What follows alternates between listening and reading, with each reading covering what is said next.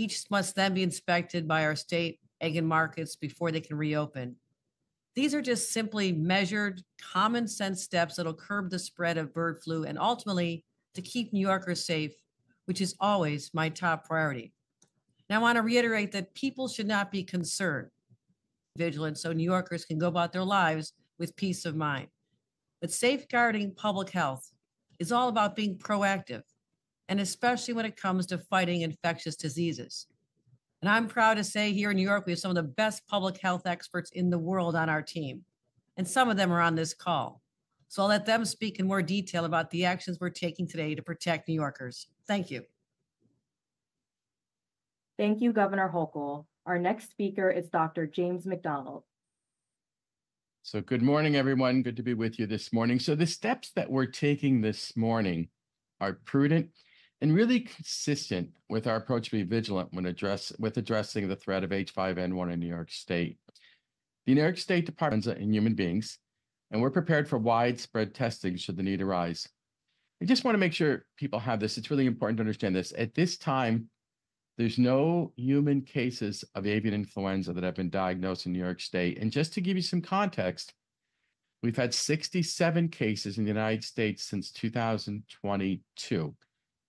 Right now, the New York State Department of Health assesses the threat to the public as low. There's no immediate public health threat. Just to give you some more context, H5N1 is an influenza A virus. You know, this particular strain so far has not demonstrated the ability to easily transmit to humans. The people most at risk becoming infected with H5N1 are people who have contact with infected birds or infected poultry, cattle, or other animals. You know, when you get infected from an animal, that's called a zoonosis. And really, that's the folks who are at risk. I want people to keep this in mind as well. H5N1 has been prevalent in birds for several years across the globe, really. And while less so, we've seen it in other mammals as well throughout the world as well. But really, it's been most prevalent in birds. And most recently, we've heard more about it in dairy cattle in particular. You know, let me assure you, the department's epidemiologists, laboratory scientists, and myself have been closely monitoring the global, national, and local information and disease trends for indications of public health risk to humans. Wadsworth, our state health laboratory, has more than sufficient testing for H5N1 and substantial additional surge capacity if needed. Our laboratory has additional supplies available from a national repository to support the expansion of testing in the event of an emergency, which right now is simply not the case. In the current situation we have with the live bird markets, I've spoken with Dr. Michelle Morris, the acting commissioner of the New York City Department of Health, twice this week, and our teams are collaborating daily. The City Health Department is already instructing exposed individuals to monitor for signs of illness. They've given out brochures in multiple languages, including English, Spanish, Chinese, and other languages. They will test anyone with symptoms and offer Tamiflu as a preventive medication when appropriate. I would like to remind everyone in general, you should avoid contact with dead or ill birds.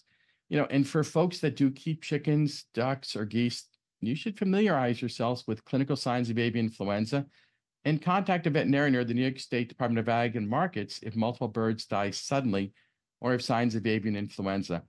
And for anyone who works with livestock, particularly dairy or poultry, you should be wearing personal protective equipment. And also want to remind people, you know, I'm the state health commissioner. I'm always going to talk to you about the flu shot whenever I can, my friends, right? So it's important to get the seasonal flu vaccine. And the reason I just mentioned that is seasonal flu vaccines do not protect against avian influenza. But why that's a good recommendation is it may help us reduce the chance of someone getting infected with seasonal flu and avian flu at the same time. You don't want the viruses together because if they merge, that could create a resistant strain. Let me stop there and turn it over to Deputy Secretary Walters. Thank you so much.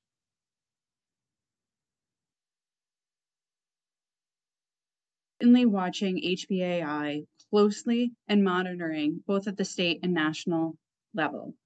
We've been dealing with this situation for several years in our poultry industry and more recently, our dairy industry. The situation we are seeing across the country is concerning for all of us, but with additional detections here in New York State and poultry, most recently in live bird markets, we can understand the public's concern about this disease. While New York continues to have no cases of HPAI in our livestock or humans, and the risk to the public is low, as Dr. McDonald talked about, I want New Yorkers to know that we are on top of this and doing everything we can to keep New York animals and people safe.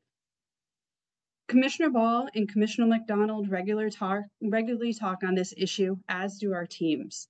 We are also working with the Department of Environmental Conservation to monitor the wild bird population as well, as that is a common way that HPAI enters our farms.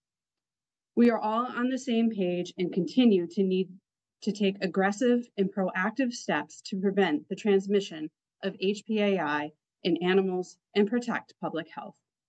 We are also closely collaborating with our partner organizations, including USDA, CDC, and FDA. Our top veterinarian is in close communication with state veterinarians across the country. We want to learn from what other states have gone through and be able to react and address concerns in New York. We have been keeping our industry informed every step of the way through webinars and public communications. We are encouraging enhanced biosecurity measures on our farms, the use of PPE, and more. We have been monitoring avian influenza in poultry since 2022 and have ramped up our actions at the very first case of dairy cattle in Texas nearly a year ago in March. The department immediately implemented a very rigorous policy regarding HPAI to protect the state's animals, as well as farm workers in poultry and dairy. This includes the restrictions on the import of animals into New York State.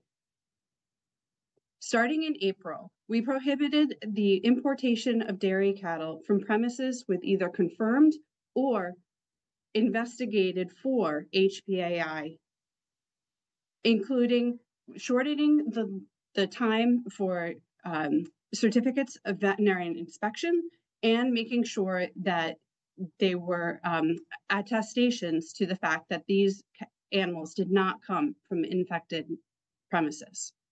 In June, we announced new testing requirements for lactating dairy cattle entering fairs and exhibitions in the state.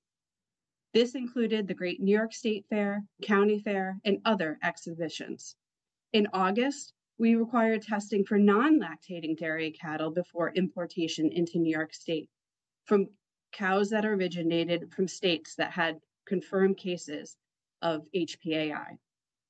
Then in December, we started working on our national testing strategy in dairy cattle, what this would look like, what we would do for testing, and what would happen if we found it and had to quarantine dairy premises. Then in January, we started testing. We are participating in the USDA National Milk Testing Strategy to facilitate surveillance of HPAI in the nation's milk supply. We are testing all grade A silos in New York State intended for pasteurization. I want to stress here that pasteurization kills the virus and milk is safe to drink. Additionally, because raw milk permit holders in the state are not included in the USDA testing strategy, New York State took additional steps and issued a notice and order requiring mandatory monthly testing of HPAI in raw milk permits. Together, the notice of order and the state's participation in the National Milk Testing Strategy further support the protection of health of New York dairy herds and poultry operations. This latest measure in temporarily closing our live bird markets is aimed at doing the same thing. The public should know that the state is using all the tools at its disposal in an effort to safeguard New York animals and New York people. I'm happy to answer any questions, and thank you. Thank you, Deputy Commissioner. We will now begin the Q&A portion of our briefing. Please use Zoom's raise hand function to notify us if you have a question. Once your name is announced, we will unmute your line.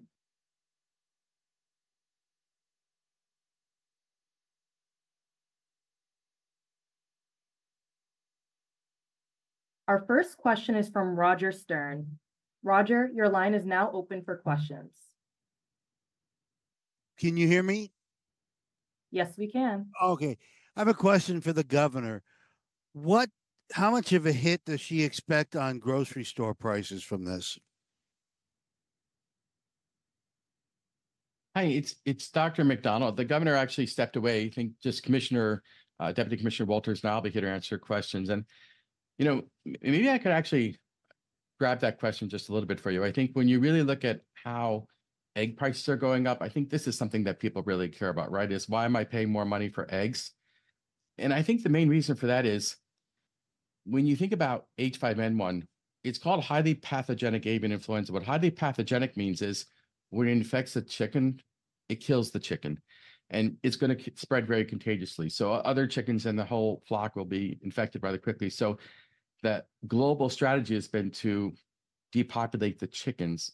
And really, so what's happening is because this is so prevalent, we're just losing chickens. When you lose chickens, you don't get eggs. I think we all know how that part works. This is why egg prices are going up so much. And part of why we're seeing more detections is because H5N1 is more common now in the wild bird population. And because birds migrate, this is part of what happened in Suffolk County with the duck, seeing more of these detections. And I think it's just important to show that with this particular case in particular, one thing I think it's really important, please don't miss this point. These cases in the live bird markets were detected on surveillance. In other words, we went looking for the problem, and this is what you do in public health. We work together and we look for problems. So this is a good thing that we're doing. This is why it's prudent, and we're just being vigilant about this because we really don't want to have people infected in New York State. So really, it's about protecting people. Thank you, Roger.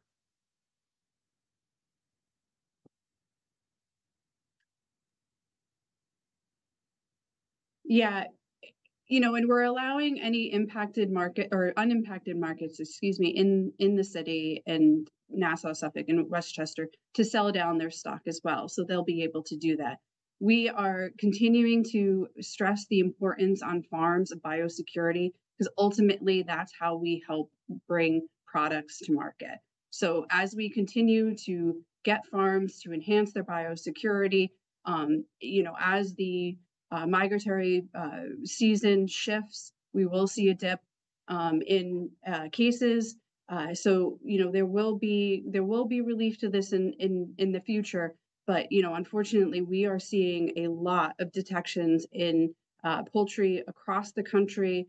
To the north of us in Canada, they're dealing with the same thing. So there really is a market constriction of availability of eggs in poultry. Thank you.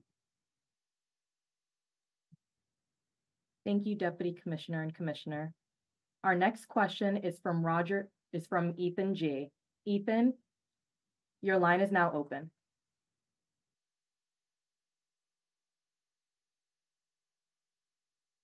Can you hear me? Hello? We can hear you. Thank you. Thanks. Good morning. This is Ethan Garinger-Samuth from Cranes, New York. Has there been a detection of bird flu in a live market in New York or in one of the areas that's under restriction now? Yes. To date, we have 7 detections in live bird markets. So we are taking this additional preemptive action to wipe out box distributors. So we think it's really important to get in there, have a period of the markets being down so we can stamp out this disease. But yes, we have had detections and they were found in our routine surveillance practice that we normally do.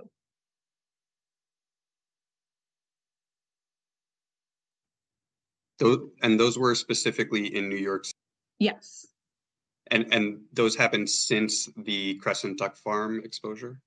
Correct. Could you tell me when those were detected? They were detected in January 31st, February 5th, and 4th. And are you able to tell me where those detections were specifically, like what neighborhoods? We identify by county, and so we have cases right now in Queens, Kings, and the Bronx.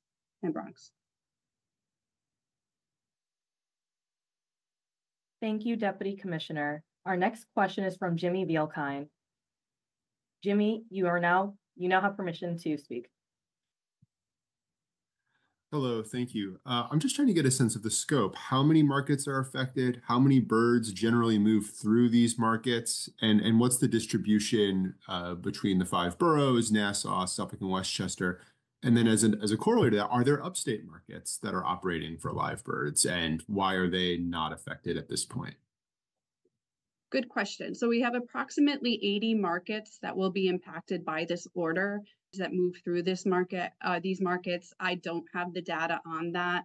The distribution network in the city and downstate are very connected with shared distributors, shared source flocks.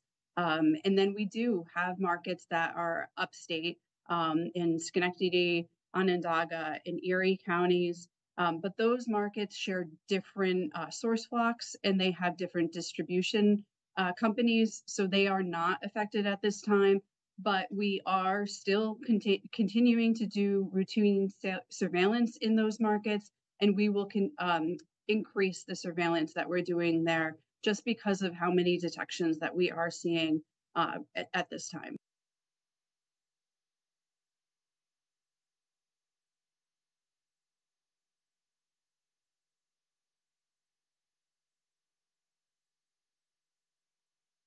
That concludes our program. Thank you for joining us today.